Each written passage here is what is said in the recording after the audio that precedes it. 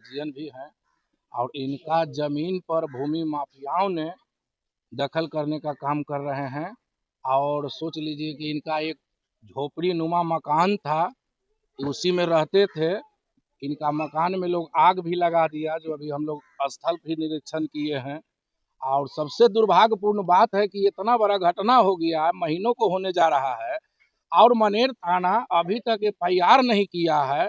कि इन्होंने पटना पुलिस से लेकर के समझ लीजिए कि एएसपी साहब से लेकर के आप मनेर के तमाम पदाधिकारी को सूचना दिए, आवेदन दिए, लिखित दिए, उस पर कोई तरह की कार्रवाई नहीं हो रहा है। सबसे बड़ी बात है कि हम लोग भी कॉल करने का काम कर रहे हैं तो मनेर थाना फोन नहीं उठा रहे हैं। तो ये दुर्भाग्यपूर्ण है। ये दलित परिवार है और सरकार का हम लोग का नारा है कि सबका साथ सबका विकास। तो कहने का मतलब है कि ये बुजुर्ग है और दलित है। सबसे बड़ी बात, अब भूमि माफियाओं ने इन पर अत्याचार कर रहा है, जो कि हम लोग का जानकारी जो हुआ है। आज हम सीताराम बाबू के साथ हम लोग खड़ा होने का काम किए हैं। इनका लड़ाई के लिए हम लोग हमेशा खड़ा रहेंगे। क्या कहेंगे, मतलब कि सरकार आपकी है, एनडीए की सरकार है, इस तरह से थाना नहीं सुन रहा है, क्या मानते हैं कि अफसर सही तो है? बता तो रहे हैं, देखिए अब थाना नहीं सुन रहा है, काहे नहीं सुन रहे हैं। अभी हम लोग का जानकारी हुआ है, हम लोग स्थल पर आए हैं। अभी यहाँ से जाएंगे तो हम लोग खुद थाना में जाएंगे। फोन तो नहीं उठा रहे हैं, लेकिन थाना में तो मिलेंगे ना। थाना में हम लोग जाने का काम करेंगे और थानेदार से हम लोग पूछेंगे कि आखिर के इन्होंने आवेदन दिए हैं तो आखिर क्या मजबूरी है कि आप एफआईआर नहीं कर रहे हैं। उस दबंग लोग पर काहे नहीं कार्रवाई कर रहे हैं। एक गरीब आदमी जाए तो कहाँ जाए। जहाँ एक तरफ सरकार जो है, सम्राट चौधरी जो है सहयोग शिविर लगा रहा है, दूसरी तरफ जो है कि अन्याय हो रहा है गरीबों के साथ। वही बताए तो कि वही अन्याय के खिलाफ ने हम लोग आए हैं। आज इनके साथ हम लोग, आज सैकड़ों की संख्या में लोग हैं इनके साथ, वही अन्याय के साथ न है। इनके साथ अन्याय नहीं होने देंगे। आप आए हैं तो क्या लगता है, इस मामले को तो आपने जानकारी ली है, जी, क्या आगे तक चिराग पासवान तक ये मामला पहुंचाएंगे आप? बिल्कुल पहुंचाएंगे। हमारे जितने भी पदाधिकारी हैं, पार्टी का राष्ट्रीय अध्यक्ष से लेकर के प्रदेश के पदाधिकारी गण को हम लोग सूचना देंगे और उनको जानकारी के माध्यम से हम लोग इनको न्याय दिलाने का काम करेंगे। और ज्यादा अगर जरूरी होगा तो हम लोग बिहार का यशस्वी मुख्यमंत्री आदरणीय सम्राट चौधरी जी से भी मिलने का काम करेंगे, लेकिन इनको न्याय दिला करके रहेंगे। क्या इन लोगों ने बताया है असल में मांग क्या है इनकी?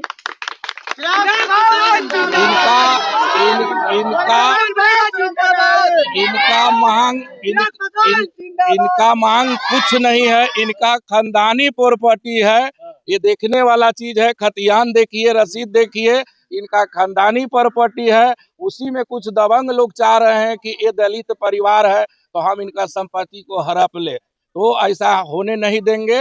1000 चंदन यादव खड़ा रहने के लिए सीताराम यादव पासवान जी के साथ खड़ा है। सीताराम जी का बयान लेने के लिए आप क्या कहिएगा सीताराम जी? क्या बताएंगे इस मामले को लेकर के? क्या कौन लोग FIR नहीं आपका हुई? जो है कि जला दिया है और कितने की संपत्ति का नुकसान? तो कह ही दिए थे कि अरुण यादव हमारा जला दिया।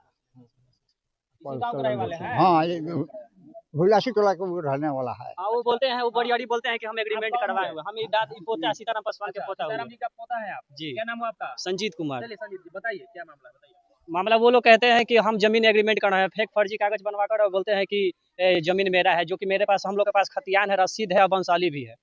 हाँ, वो लोग बड़ी हम लोग से हड़पना चाहते हैं। थाने के पास गए क्या? थाना के पास सर हम लोग मामला घटना घटने से पहले भी 2-3 बार जा चुके हैं और वो लोग आए हैं जमीन पे और धमकी दी है, तो उसका वीडियो फुटेज भी है, सभी आदमी का फुटेज है।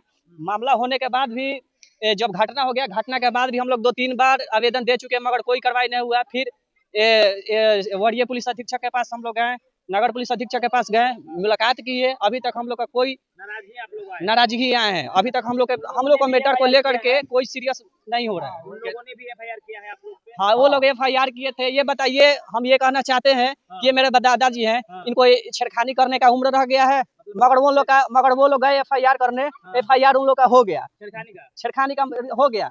फिर मेरे दादाजी बेल करवा के जब हम रिकॉल देने गए थाना में, तो थाना प्रभारी हमको बुलाए और बोले कि क्या बात है। बोले कि सर हम लोग का बात है कि हम लोग का जमीन है। वो बोलते कि तुम्हारा जमीन कैसे है? तो बोले कि आप डिसाइड करने वाले होते कौन है? तो बोले कि तू ज्यादा बोल रहा है। उसके बाद हमको एक बिहार पुलिस और होमगार्ड को बोला करके और मेरा गाड़ी और ये चाबी मोबाइल छीन लिया गया और बोला कि सालों को दोनों को फोन कर दो, बहुत तेज बताया, तू बहुत पढ़ा लिखल हो गया है।